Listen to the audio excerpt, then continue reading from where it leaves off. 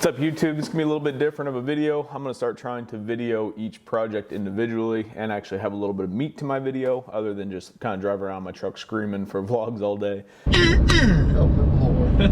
Help him.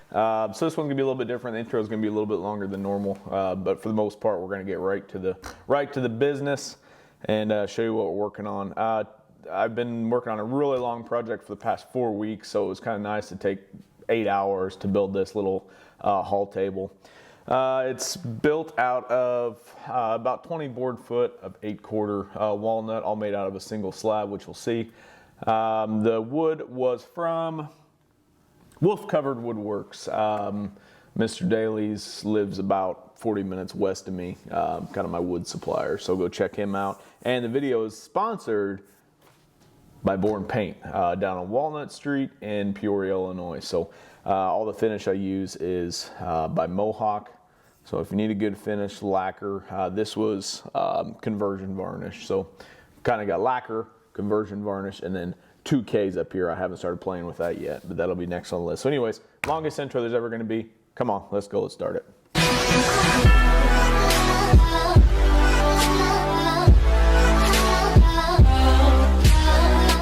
Sponsored by Born Paint. Are you saying pow?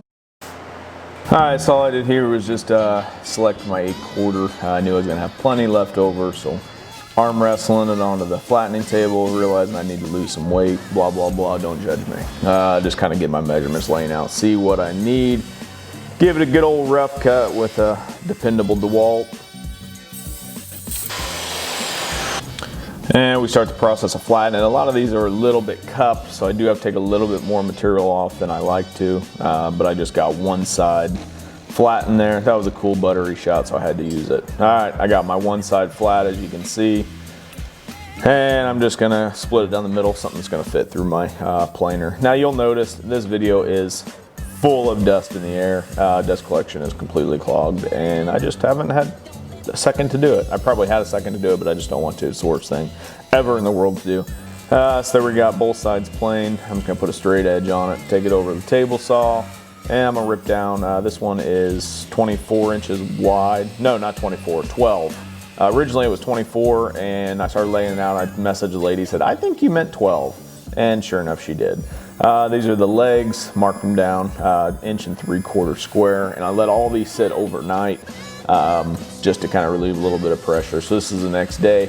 I'm gonna show you how I lay dominoes out right now. All right, I'm gonna try to lay this out on my phone. All right, so say this is your apron, okay? So I'm gonna mark top on my apron.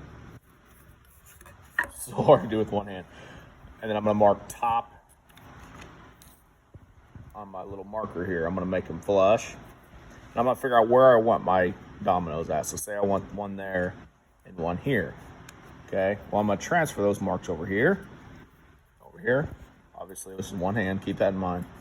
Okay, so every single board, this has to be the top, make your marks the same. Okay, so when you go over here, you're just gonna lay it on the top there.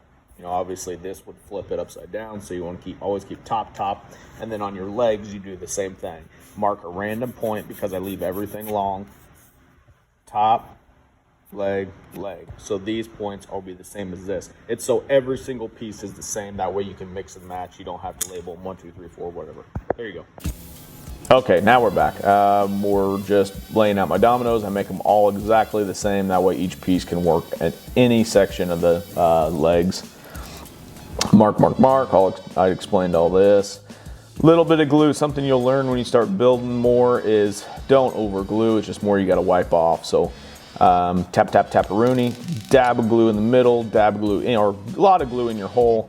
And one rule of thumb I like to do is trim these dominoes once I put them in the hole. So this I forgot. If there's a little bit of sawdust down in the hole, I always just like to cut a little bit of the domino off. It makes it safe. That in case there's a little bit of dust, there's something down in the hole, it ain't gonna worry about it because it's not easy to take out. So that's what I did. I took it back out, trimmed a little off, put it back.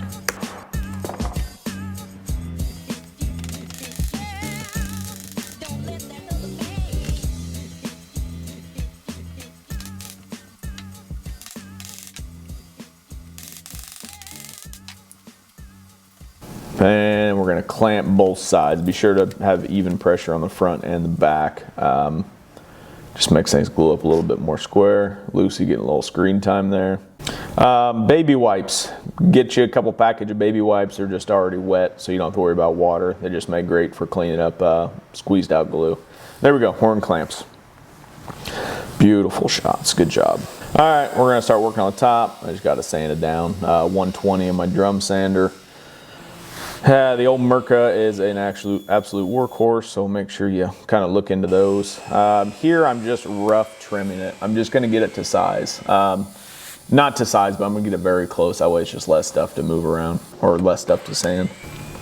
Now we're cutting to size. It needs to be 34 inches tall, 1.5 inches top, so that's 32.5 inches total.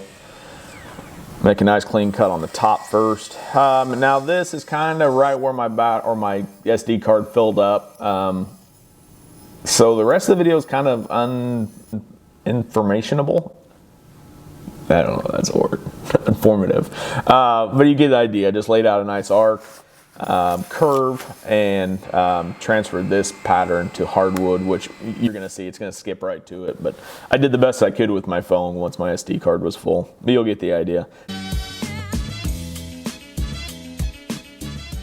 Right here, I was drilling holes for those plugs, and I had a little bit of the wood split, so I got some CA glue, and you'll see a clamp right there. Clamped it back together, dry, whatever. All right, little finish scuff. Everything looks good. I really wasn't standing there. I was just trying to get the shot, and then I had to move the camera and make it look like I was just setting it down flawlessly. And I really didn't need to do this either, but it looked cool.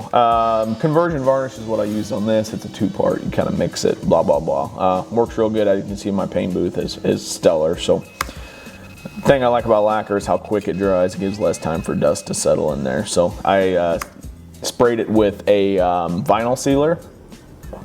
Scratch the vinyl sealer, get everything smooth again, then finish right over the top. So this is pretty much wrapping it up. Lacquer's great, dries quick, dries smooth, and it's kind of the finished product. So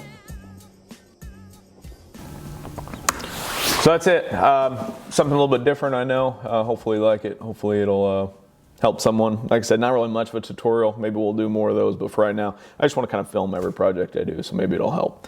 Anyways, thanks. Like and subscribe.